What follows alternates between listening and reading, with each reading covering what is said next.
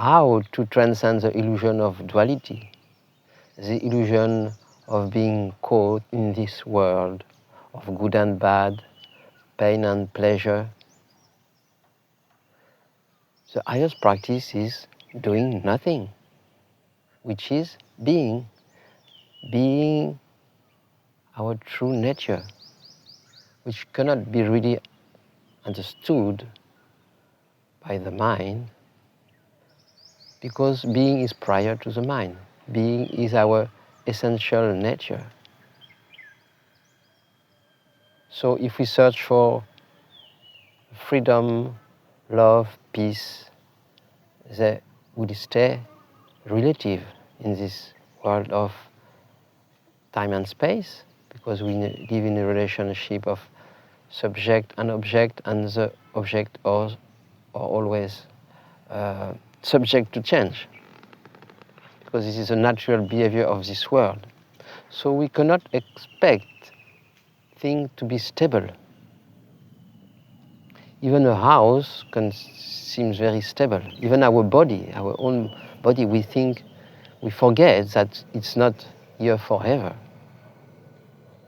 So nothing is really stable, and what we search really deep in ourselves is this absolute stability, where there is no disturbance, where nothing can touch that peace. Any peace which I search outside will be disturbed at one point or the other.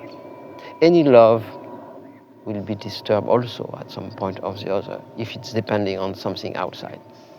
So our soul, the deepest of ourself, what we are, can only be satisfied by its own self,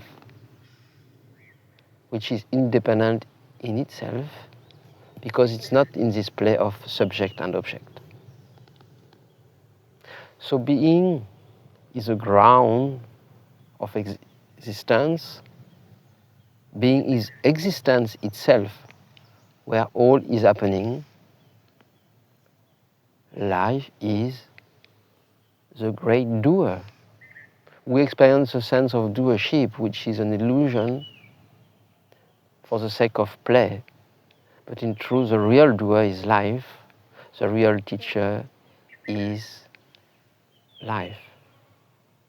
So we learn, as in this experience of being separated, we learn from life that we are not this which seems to be separated from the rest of the world, from others, which is primarily in fear, because as a separate being, it can only be the case, shifting from fear and closing ourselves to be open and to be suddenly in love with what is.